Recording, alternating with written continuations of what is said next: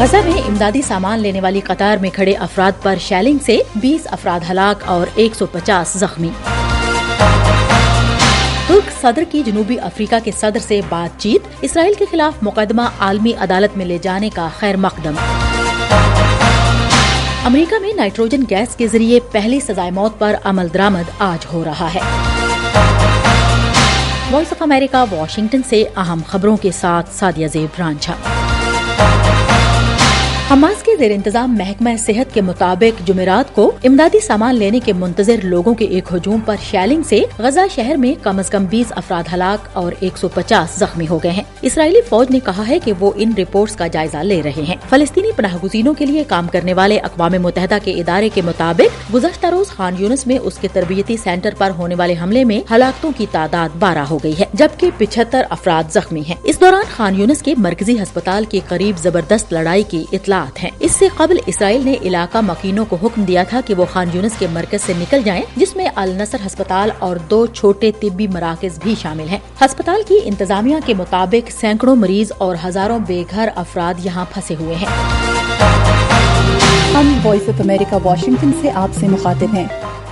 ترک صدر رجب Tayyip Erdogan نے جنوبی افریقہ کے صدر سرل رامافوسا کو بتایا ہے کہ وہ ہالینڈ کے شہر دی ہیگ میں اقوام متحدہ کی اعلیٰ عدالت میں جنوبی افریقہ کی جانب سے دائر کردہ مقدمے کا خیر مقدم کرتے ہیں، جس میں اسرائیل کے خلاف نسل کشی کے الزامات عائد کیے گئے ہیں۔ اقوام متحدہ کی عدالت جمعے کو جنوبی افریقہ کی جانب سے اسرائیل کے خلاف نسل کشی کے مقدمے میں عبوری احکامات جاری کرنے کی درخواست پر فیصلہ سنانے والی ہے۔ درخواست میں اسرائیل کی جانب سے غزہ میں فوجی کارروائیاں روکنے کا مطالبہ بھی شامل ہے۔ یہ فیصلہ جنوبی افریقہ کی جانب سے بین الاقوامی عدالت انصاف میں دائر مقدمے کا ابتدائی مرحلہ ہے، جس میں الزام عائد کیا گیا تھا کہ غزہ میں حماس کے ساتھ جنگ میں اسرائیل کی فوجی کارروائیاں نسل کشی کے مترادف ہیں۔ اسرائیل نے اس الزام کو سختی سے مسترد کرتے ہوئے عدالت سے کہا تھا کہ وہ مقدمہ خارج کر دے۔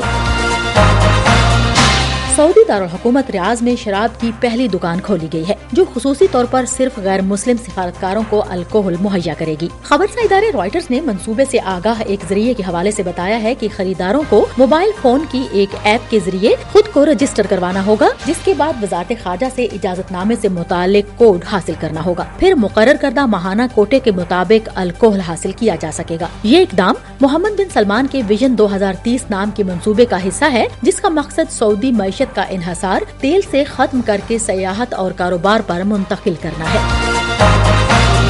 ہم وائس آف امریکہ واشنگٹن سے آپ سے مخاطب ہیں۔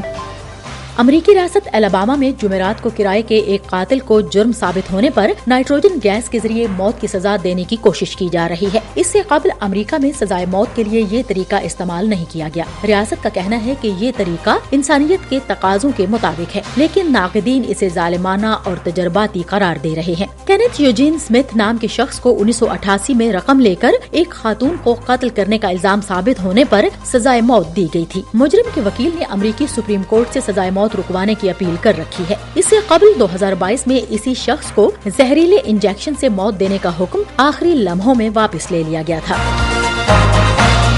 قبرص میں پولیس نے ملک کے جنوب مشرقی ساحل سے تقریباً 55 کلومیٹر دور لکڑی کی ایک کشتی پر سوار 60 پناہ گزینوں کو زندہ بچا لیا ہے، جو گزشتہ 6 روز سے سمندر میں تھے۔ پولیس اور فوج کے ہیلی کاپٹروں نے کم از کم 4 افراد کو ہسپتال پہنچایا ہے، جبکہ 3 بالغ افراد کو، جو جسم میں فریکچرز کے باعث بے ہوش تھے، پیٹرولنگ پر مامور پولیس اہلکاروں نے ابتدائی طبی امداد فراہم کی ہے۔